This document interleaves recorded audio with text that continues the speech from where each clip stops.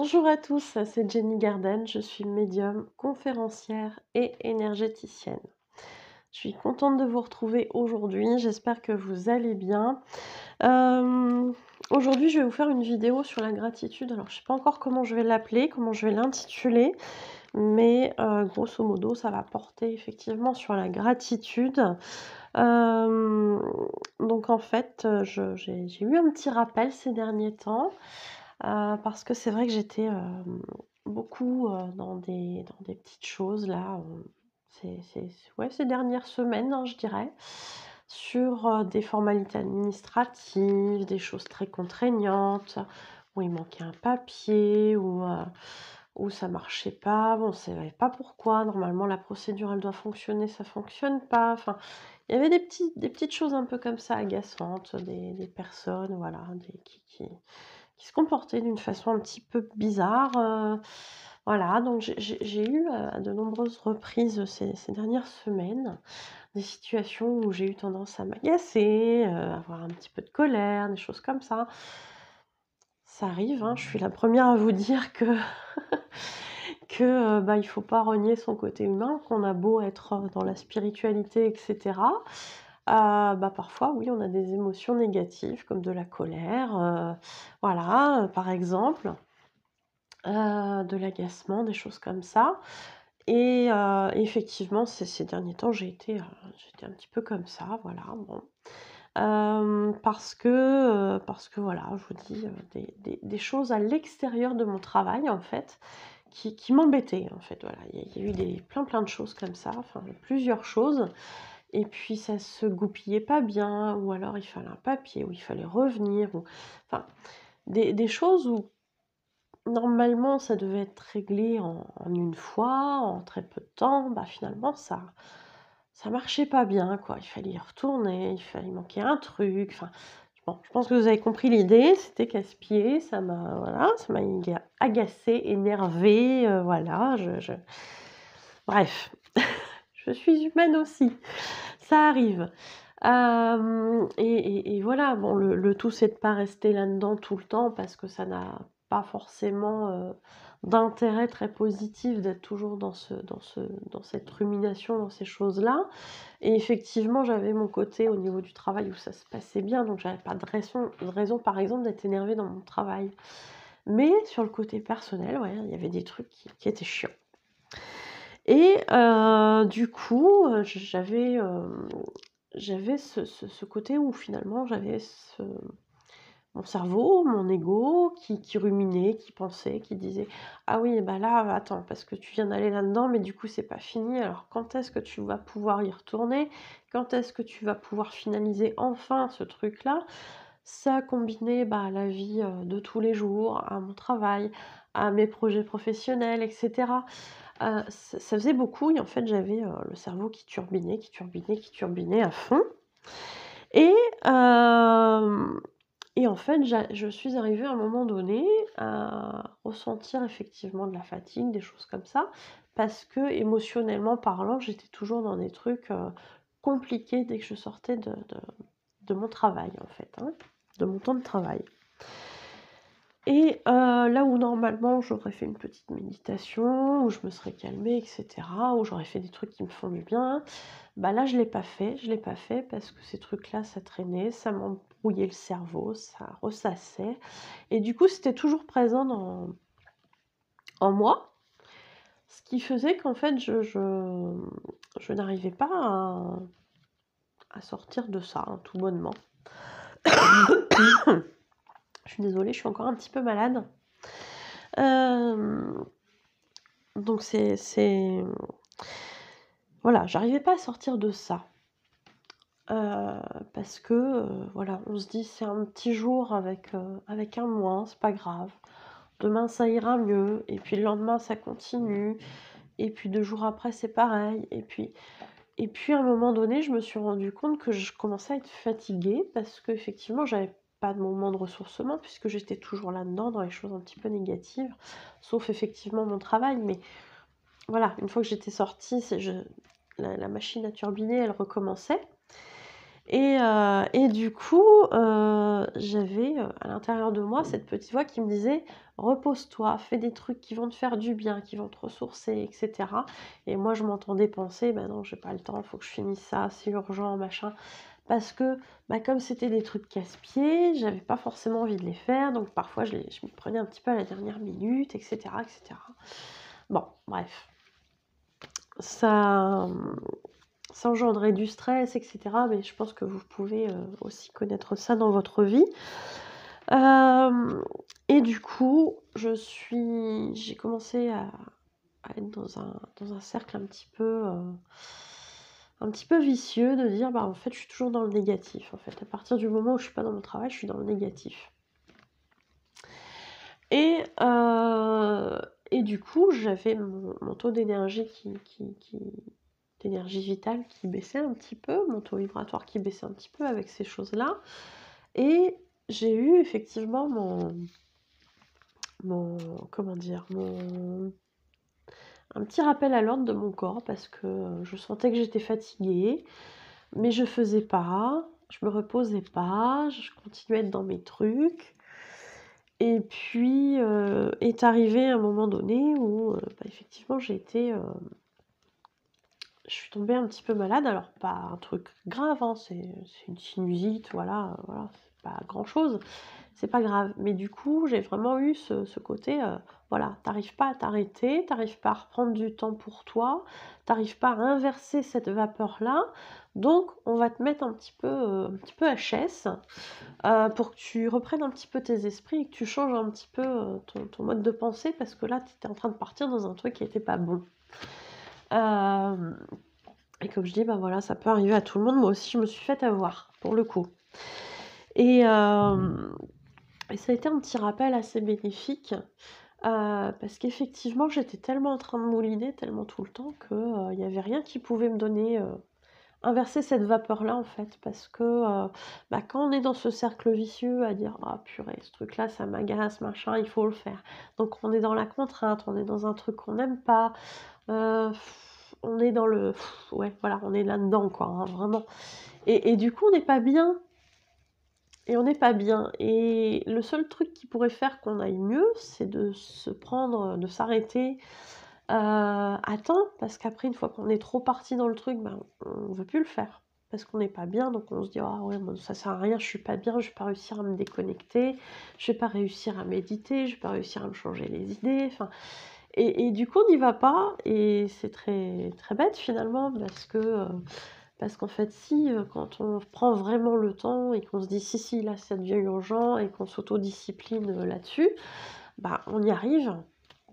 Peut-être pas forcément aussi facilement que d'autres fois, mais voilà, on peut y arriver. C'est pas un frein. Et j'avais oublié ça un petit peu dans ma rumination et je me disais: «Non, je vais pas prendre le temps, j'ai pas le temps. Ce truc-là, je suis en retard, enfin, je suis en retard. Si je le fais pas là, demain, dans 2 jours, ça sera trop tard» et cetera. Donc je trouvais toujours une bonne excuse, en fait, pour pas le faire. Et puis du coup, bah, mon corps, voilà, parce que, je laissais passer aussi, au moment où je voulais prendre du temps pour moi, pour dire de me recentrer un petit peu. Eh bien, j'avais un consultant qui avait besoin, de manière assez urgente, de faire, par exemple, un dégagement, des choses comme ça. Et du coup, bah, je faisais en urgence, cette prestation et cetera parce que j'aime pas non plus laisser trop traîner les dégagements. Après, ça dépend de certaines situations, mais voilà, je me disais: «Bah, voilà, c'est urgent, je vais le faire, machin et cetera». Et puis, bah, après, il était l'heure d'aller au lit, machin, enfin bon. Il y avait toujours une excuse finalement pour pas, prendre ce temps pour moi, pour pas méditer, pour pas, me recentrer et cetera. Parce que quand on est dans la boucle un petit peu négative, effectivement, on a tendance à tourner comme ça, à tourner comme ça. Et via le phénomène de loi d'attraction, on attire du négatif. Donc quand on attire du négatif, on est déjà dans le négatif et puis on continue en fait dans cette boucle-là. Donc finalement, ce côté, je vais me recentrer et cetera, je n'y arrivais pas. Hem, Parce que j'étais trop, trop là-dedans. Alors, voilà, j'étais, dans mon travail, j'étais bien, mais au niveau de ma vie personnelle, j'étais là, j'étais toujours dans la colère, dans l'agacement, dans l'irritabilité, peut-être un petit peu aussi, peut-être parfois, hein. Hem, Ça peut arriver, hein, je suis humaine, hein, voilà, comme vous, et c'est pas forcément mon humeur, habituelle, mais ça peut arriver. Et du coup, comme je ne prenais pas de temps pour moi, comme je ne me ressourçais pas, effectivement, mon corps, à un moment donné, a dit: «Stop». Mon corps ou mes guides, parce que je pense qu'ils étaient un petit peu, un petit peu aussi dans le complot, j'allais dire. Mais finalement, j'avais besoin de ça, donc ça arrive, hein, du coup, hein, c'est voilà, cette sinusite, elle est très chiante. Ce côté où ça tombe chez moi assez rapidement sur les bronches est très chiant aussi. Mais il a eu ce mérite, à un moment donné, de me dire: «Tu t'arrêtes, tu t'arrêtes et tu es tellement flingué parce que, tu étais déjà fatigué avant d'être malade, tu es tombé malade, donc là, tu es HS, et ben, tu te reposes et voilà». Et j'avais mes ruminations qui arrivaient comme ça, mais j'étais tellement HS avec des neurones grillés qui voulaient plus rien entendre que, ça arrivait comme ça, puis ouais, non, en fait, je m'en fous là, je suis trop pas bien, quoi. Et du coup, ça repartait. Et du coup, j'ai pu, réellement me recentrer sur moi et je me suis rendu compte à quel point, finalement j'avais de la chance, de revenir, d'avoir eu cette sinusite parce que, ça m'avait remise, dans mon état initial, en fait, dans mon état habituel, et ça avait cassé, en fait, cet agacement et tout ça. Et tout ça pour vous dire en fait que, la gratitude, c'est pas nier qu'on a des problèmes, hein. C'est pas,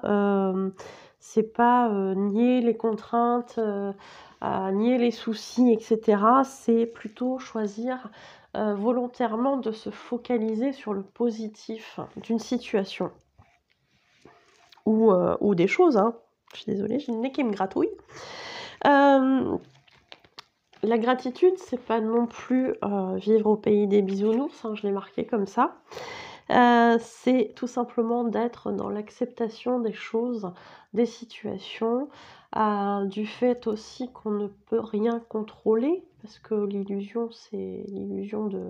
le contrôle, pardon, c'est une illusion. Hem Et donc on contrôle pas les situations, on contrôle pas les événements et on contrôle encore moins les gens aussi. Hem, donc effectivement, parfois il y a des choses désagréables qui nous arrivent, mais je dirais que dans l'ensemble, on peut toujours trouver du positif à chaque situation, désagréable.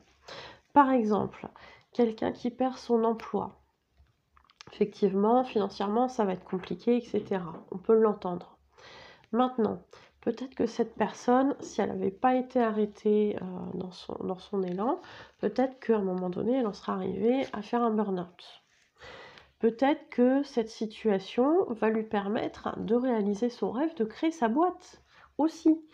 Parce que quand on est, dans le salariat et cetera, à un moment donné, c'est tellement sécurisant, d'être, dans cette situation qui a priori va continuer, que, ce rêve de se mettre à son compte, peu importe le domaine, représente un risque. Effectivement, ça représente un risque. Et du coup, on le fait pas. Et cette personne, peut-être qu'en perdant son emploi, va oser prendre ce risque, puisque finalement, elle n'a plus rien à perdre, elle a déjà perdu son emploi. Donc, justement, au contraire, peut-être qu'elle peut bénéficier d'aide, de choses comme ça pour lancer sa boîte et cetera et réaliser ses rêves. C'est ça l'important. Hem, la gratitude, je dirais, c'est aussi de savoir, se rendre compte, de remercier les personnes, par exemple, que l'on a croisées tout au long de sa vie et avec lesquelles on a vécu non seulement des belles choses, mais possiblement aussi, avec lesquelles on a vécu des choses plus compliquées et que ces choses plus compliquées, ont pu nous apporter quelque chose de positif. Certaines souffrances qu'on aurait préféré éviter de vivre au départ, hein, voilà, je suis pas masochiste non plus, hein, je suis comme vous. Eh bien, vont se révéler positives parce que plus tard, on va se rendre compte que grâce à cette épreuve-là, finalement, on s'est rendu compte qu'on avait plein de force en nous et qu'on était capable de plein de choses, et cetera, et cetera. Pour certains, ça va être de la résilience, pour certains, autres, ça va être, se rendre compte quand finalement on est capable de gérer, certaines choses tout seul alors qu'avant on ne savait pas le faire, et cetera, et cetera. Il peut y avoir énormément de choses, positives qui ressortent d'épreuves, de souffrances, et cetera. Donc la gratitude, c'est aussi ça, c'est être reconnaissant non seulement pour ce qu'on a, mais aussi pour ce qu'on a vécu ou ce qu'on vit à l'heure actuelle de difficile. Bon, pour les choses bien aussi, hein, on va pas se mentir, c'est très bien, mais aussi savoir que les choses compliquées peuvent nous apporter, des choses positives.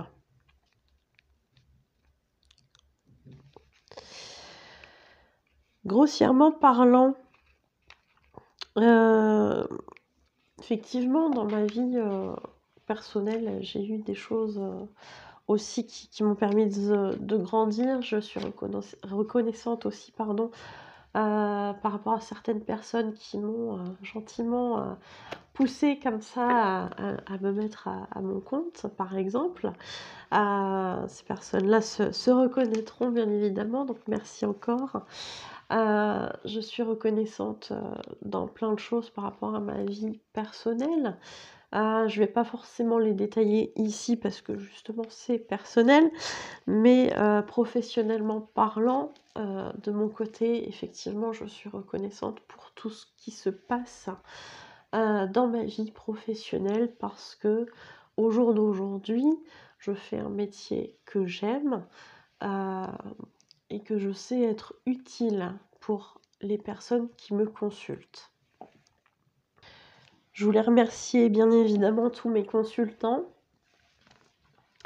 qui me font confiance pour, les voyances, pour les guidances, qui me font confiance pour les contacts défunts, qui me font confiance pour les soins, qui me racontent leur histoire, qui sont parfois, pas évidentes, mais ils me font confiance pour tout ça. Ils me font confiance pour, des histoires que je peux leur raconter, parce que les guides me donnent, cette info-là sur les vies antérieures, alors qu'ils sont pas forcément toujours très renseignés là-dessus, mais ils me font confiance et c'est extraordinaire et merci beaucoup. Merci beaucoup aussi aux défunts, heu, qu'ils soient, humains ou animaux. On a eu énormément de moments de bonheur, énormément de moments émouvants, énormément de moments d'amour, dans ces consultations, contact défunt. Voilà. Donc merci à eux pour leur confiance, merci aux consultants pour leur confiance aussi, mais merci aussi à là-haut, c'est important. Merci aussi aux guides, à mes guides, bah oui. Merci aussi à mes guides parce que, effectivement, fut un temps où je leur ai donné du fil à retordre. J'y ai repensé là il y a quelques jours. Je leur ai donné du fil à retordre parce que, à un moment donné où moi, forcément j'étais aussi dans le salariat, j'avais ce projet, hein, de monter ma boîte et finalement voilà, c'est pas pour rien que je vous ai donné cet exemple-là. Moi aussi j'ai eu beaucoup, beaucoup de peurs qui sont très légitimes et très humaines et très, logiques, quand on se lance dans cette aventure-là. Hem et merci pour la persévérance de mes guides qui en même temps m'ont pas forcément trop laissé le choix non plus à un moment donné. J'en parle dans ma vidéo sur l'éveil spirituel que je vous mettrai en haut à droite. Mais voilà, même si ça a été compliqué, heu, je ne regrette rien au jour d'aujourd'hui parce que, je me sens à ma place enfin. Je sais que j'apporte du positif aux gens, même si c'est pas concrètement moi qui, fait les changements. Disons que je les oriente sur certaines choses et puis après, ce sont eux qui restent les décisionnaires, mais merci à mes guides pour leur patience, merci pour leur accompagnement au quotidien. Hem, Merci pour, leur soutien, merci pour tout ça. Il est vrai qu'en tant que médium, énergéticienne, je dis toujours que je suis un intermédiaire entre là-haut et puis vous. Merci à vous qui me suivez. Merci à vous qui, mettez des likes, qui mettez des commentaires, qui partagez les vidéos ou la chaîne. Merci pour vos abonnements à YouTube qui sont gratuits, mais merci. Merci d'être là, de me suivre. Pourquoi pas aussi, hein, si vous le souhaitez, mettez des commentaires sur quoi vous êtes reconnaissant. Je pense que c'est la bonne période pour ça, même si il n'y a pas forcément de période idéale, mais on est en plein dedans avec Noël qui approche. Voilà. Et puis, donc je suis désolée, j'ai encore ma petite voix avec la toux qui va pas bien, mais bon, c'est pas grave. Donc merci à vous de me suivre pour vos retours, pour vos commentaires, etc. Merci beaucoup. Qu'est-ce que je voulais vous dire aussi? Pour tous ceux qui souhaitent une prestation, vous allez pouvoir aller sur ma page professionnelle Facebook Jenny Garden Médium Conférencière dans l'onglet Services. Vous aurez mes prestations, leurs tarifs et puis éventuellement, si le cœur vous en dit, vous pouvez aller voir les avis. Pour ceux qui souhaitent un rendez-vous, vous pouvez bien évidemment me contacter aux coordonnées qui se trouvent à la fin de la vidéo. Que ce soit pour une voyance, un soin énergétique, un contact défunt, un message flamme jumelle, une interprétation des rêves, un dégagement, un nettoyage énergétique des lieux ou de personnes. Je suis sûre que j'oublie des trucs, mais voilà, il y a plein de choses que je fais. Éventuellement participer aussi à un atelier, hein, je vous mettrai la vidéo aussi, je fais des ateliers. Donc n'hésitez pas à me contacter aux coordonnées qui se trouvent à la fin de la vidéo. Et puis vous avez aussi, là on est, je crois que si je me suis pas trompée dans le comptage, cette vidéo va être postée le 21 décembre, donc peut-être qu'il y a des personnes qui n'ont pas d'idée pour leur cadeau de Noël. Eh bien vous avez le chèque cadeau. Le chèque cadeau qui va vous permettre en fait d'offrir une prestation à quelqu'un, voilà, que ce soit ami, famille, chéri, etc., un proche.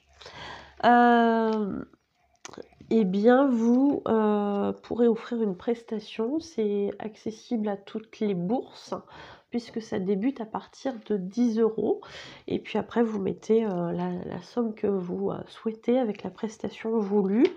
La personne qui sera bénéficiaire de ce chèque cadeau lors de sa prise de rendez-vous pourra éventuellement, si elle le souhaite, échanger contre une autre prestation d'une même valeur ou en rajoutant la différence avec une prestation qui est un petit peu plus chère.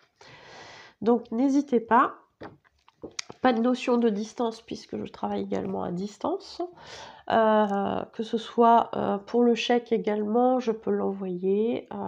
Après, on trouvera ensemble ce qui est le plus pratique pour vous. Mais du coup, il n'y a pas de notion de distance, sachez-le, ou de temps, puisque, bon là, je le propose pour Noël, mais ça peut très bien aussi se faire sur le restant de l'année, que ce soit pour une Saint-Valentin, que ce soit pour un anniversaire, que ce soit pour la fête des mères, la fête des pères, etc., etc. Vous avez la possibilité du chèque cadeau, sachez-le. Voilà, voilà. Donc, vous pouvez offrir voyance, contact défunt, guidance, message flamme jumelle, message des guides spirituels.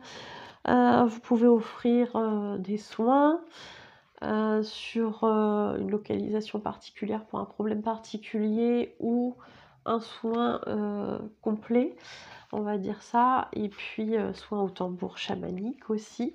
Travail de libération des blocages karmiques qui travaille aussi sur les problèmes que vous avez pu hériter de vie antérieure et qui vous bloquent au jour d'aujourd'hui. Enfin voilà, vous pouvez faire plein de choses. C'est accessible. N'ayez pas de soucis à me contacter. Pour des renseignements, je vous répondrai avec plaisir. Donc sur les réseaux sociaux ou via les mails. C'est tout à fait possible. Voilà, voilà. Bah, écoutez, je vous souhaite une belle journée, une belle soirée, de bonnes fêtes de fin d'année et puis à bientôt. Prenez soin de vous.